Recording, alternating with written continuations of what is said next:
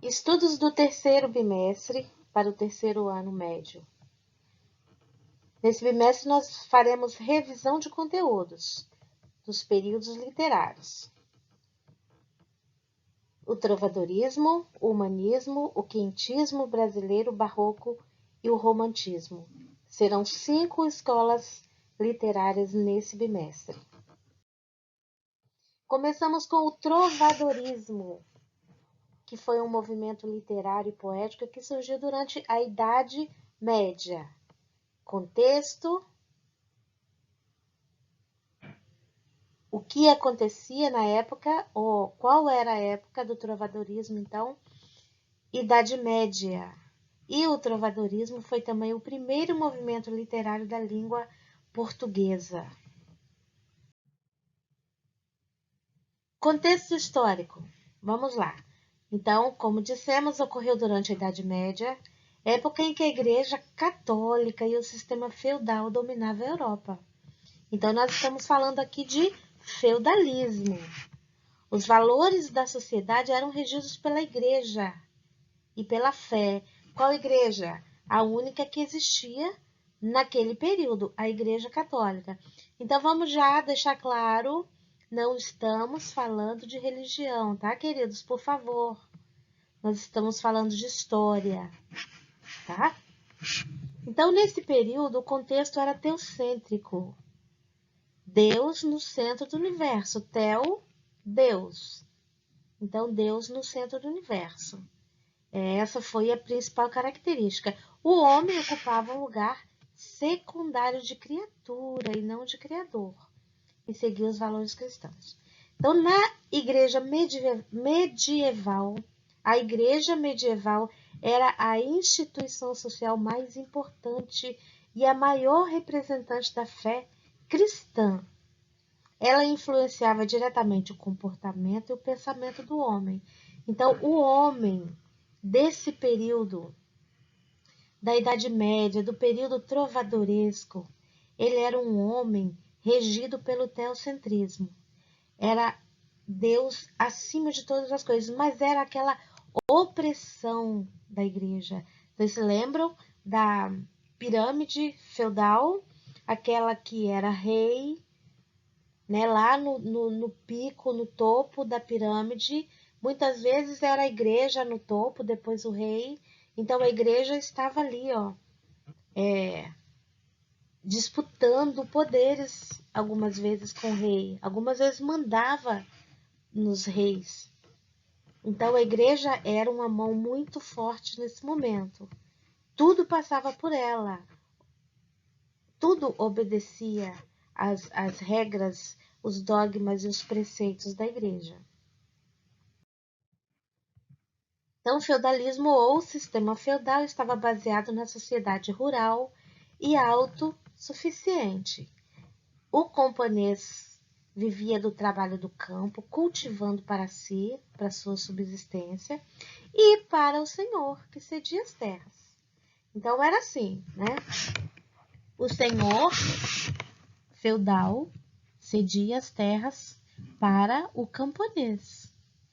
Esse camponês agora plantava e colhia para a sua subsistência e dava quase tudo que ele tinha para o seu senhor. Então o camponês era vassalo do senhor. O que é vassalo? Ele devia obediência, ele devia favores. Então ele era fiel ao seu senhor. Ele era obediente ao seu senhor, ele precisava do senhor. Essa é uma situação de vassalagem, tá? Camponês era o vassalo. As características dessa escola. A relação entre poesia e música, olha, juntas, não se separavam, não existia a poesia sem a música, e não existia a música sem a poesia, tá? Eram juntas. Poesias não eram declamadas, faladas, eram cantadas. Nesse momento nós tínhamos dois gêneros, o lírico e o satírico. O lírico eram as cantigas de amor e de amigo, o satírico que era as cantigas de escárnio e maldizer. Veneração ao ser amado tinha relação com a cantiga de amigo, de amor, retratação da amizade também. Crítica ao contexto político e social. Aqui nós estamos falando agora do gênero satírico. Trocadilhos e termos ambíguos também. Retratação do modo de vida na aristocracia feudal. Falava-se, escrevia-se, cantava-se sobre isso, sobre o modo de vida dos camponeses com a aristocracia, dos servos, dos monges, enfim. Falava sobre essa sociedade feudal, dentro das cantigas satíricas. No trovadorismo, música e poesia estão intimamente ligados. Os poemas e versos citados eram sempre acompanhados de algum instrumento. Como eram cantados, então, muitas vezes com a viola, com a lira, com a flauta, a harpa. Por isso eram chamadas de cantigas. As coletâneas das cantigas, olha, onde se encontravam as cantigas, onde eram guardadas para que não se perdessem as letras dessas cantigas, chamavam-se cancioneiros. Eles eram, os mais conhecidos eram o Cancioneiro da Biblioteca de Lisboa e o Cancioneiro da Vaticana. Vamos falar então dos gêneros. A produção literária e poética do período do trovadorismo era voltada para a temática do amor e do sofrimento amoroso, que é a coita, sofrimento amoroso. O gênero lírico englobava então as cantigas de amor e as cantigas de amigo, que relatavam sensações e sentimentos envolvidos nas relações. Gente, lembrando que isso aqui é literatura, tá? Essa coisa do que a gente vai ver aqui do homem ser o vassalo da mulher, ser obediente, fiel, isso é na literatura, tá? Na vida real é outra coisa, tá? A mulher não tinha vez, não tinha fala, sabe? Mas na literatura, o homem era extremamente zeloso pela mulher, tá? Literatura. O gênero satírico fazia críticas ao modo de vida na sociedade feudal. O satírico é aquele do escárnio, e do maldizer. As duas eram cantigas que faziam sátiras ou deboches, mas tinha uma diferença aí, uma em relação à outra. A cantiga de escárnio ela era mais leve, ela era indireta, tá? Você não falava exatamente de quem você estava debochando ou criticando. A cantiga de maldizer ela era direta, ácida, tá? Muitas vezes cheias de palavrões pesados, críticas muito sérias.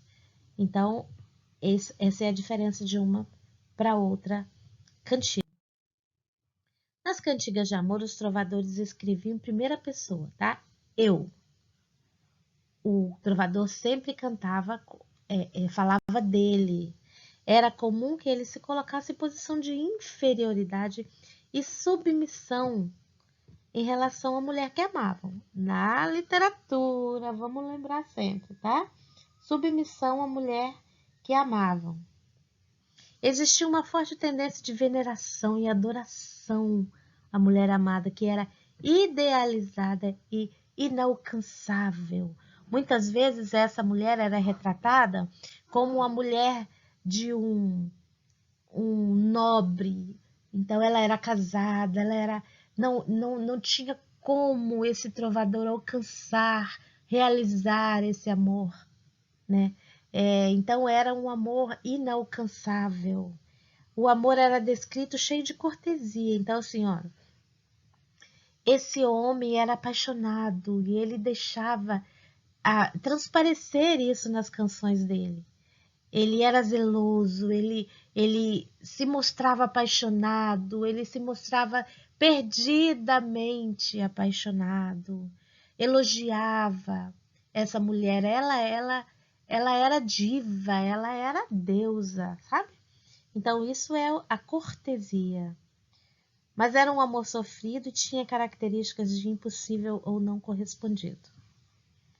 Cantigas de amor. O amor cortês, então, o que é o amor cortês? Significa um código de comportamento caracterizado pelo louvor e exaltação às damas da sociedade. Um outro termo que aparece muito nessas cantigas, nesse momento trovadoresco, é a vassalagem amorosa. Nós falamos agora há pouco sobre que o camponês era vassalo do senhor, que lhe cedia as terras. Então agora aqui tem a vassalagem amorosa, agora dentro da literatura, dentro das cantigas. O que é a vassalagem amorosa? Significa uma regra de conduta marcada pela submissão do trovador à sua dama, ao seu amor, à mulher amada, que era tratada como senhora, por pertencer à classe superior. Então, olha, aqui predominam as mesmas relações presentes no feudalismo, isto é, as relações de vassalagem. Agora, a mulher era a senhora, representava aquele senhor das terras, que doavam as terras. E o homem era o camponês, ele era o servo, ele era aquele que obedecia, que devia fidelidade e submissão. Então, vassalagem amorosa. A dama ocupava um nível superior e por isso ela era chamada de senhora. O trovador dizia minha senhora ou minha senhor, porque esse feminino aí não existia na época. Dizia-se sempre minha senhor, que queria dizer minha senhora. Então, a vassalagem amorosa, ela tem a ver com a vassalagem feudal. Nas cantigas de amigo, o principal tema era o amor, a amizade e a amizade. Eram protagonizadas por uma narradora feminina, que declarava a sua amizade a um amigo ou a um amor platônico. Olha, embora essas cantigas fossem escritas por um homem, porque as mulheres não faziam música, não faziam as cantigas, elas eram escritas em primeira pessoa sempre, novamente, eu, mas sempre no feminino. Então, o homem agora, ele fazia uma música, uma cantiga, com o eu lírico feminino, como se fosse uma mulher que estivesse cantando. Então, essa mulher, ela vai sempre cantar da saudade do seu amor que foi para a guerra, ou que foi pescar e está há muitos dias no mar. Ela vai sempre chamar esse homem de companheiro, de amigo. Então, essa é a cantiga de amigo, que vai expressar sempre o amor, a amizade da mulher pelo homem. As cantigas satíricas eram as críticas feitas ao modo de vida na sociedade feudal da época. Satíricas, tá? O uso de trocadilhos e termos ambíguos, confusos, que te fazem ter uma certa confusão, você não saber exatamente do que ele queria dizer. Isso era muito comum nas cantigas de escárnio, que eram mais leves e continham sátiras de maneira indireta, tá? Cantigas de escárnio, elas eram indiretas, elas não diziam exatamente de quem elas estavam falando. Eram formadas por frases com duplo sentido, com trocadilhos, que indiretamente satirizavam o objeto da cantiga. Então aqui, nesse momento, não tem mais o amor, os sentimentos amorosos do homem pela mulher ou da mulher pelo homem. Agora aqui é uma crítica normalmente à sociedade feudal, uma crítica ao rei, uma crítica aos senhores feudais, uma crítica, enfim, tá? Eram críticas muito pesadas ou leves, diretas com palavrões, enfim, abrindo o verbo mesmo, ou falando indiretamente, dando indiretas do que se queria dizer. O trovadorismo surgiu durante o ápice do feudalismo, né? O feudalismo ele estava no seu auge. Por isso, muito mais foi produzido na literatura e na poesia na época, refletia o modo de vida e os costumes da sociedade aristocrática feudal. Então, muito das cantigas, muito da literatura que foi escrita nesse momento refletia então esse modo de vida. Os comportamentos e valores da época, as relações entre senhores feudais e seus vassalos, as cruzadas, foram temas de cantigas. Muitas vezes o feudalismo e o modo de vida da aristocracia eram descritos com sarcasmos nas cantigas satíricas. Os cancioneiros são os únicos documentos que reúnem características do trovadorismo. Então, hoje o que nós temos de concreto sobre essa época são as cantigas, são os cancioneiros, que são coletâneas de cantigas com características variadas e escrito por diversos trovadores. Olha, um deles foi o rei Dom Dinis, que foi um grande trovador e escreveu muitas cantigas. Outros trovadores foi Paio Soares de Taveiroz e Martim Codax. Tem outros, tá? Mas por enquanto vamos ficar com esses dois. Agora aqui é com vocês, tá? Novelas de cavalaria e demandas do Santo Graal. Vocês vão fazer a pesquisa. O que foram as novelas de cavalaria? Foi também foi uma literatura da época. Mas o que eram essas novelas de cavalaria? O que foi a demanda do Santo Graal? Tá bom? Pesquisa para vocês. Eu não vou falar disso na aula. Eu quero ver se vocês estão prestando atenção no vídeo, tá? Pesquisa para a semana. Novelas de cavalaria, demanda do Santo Graal.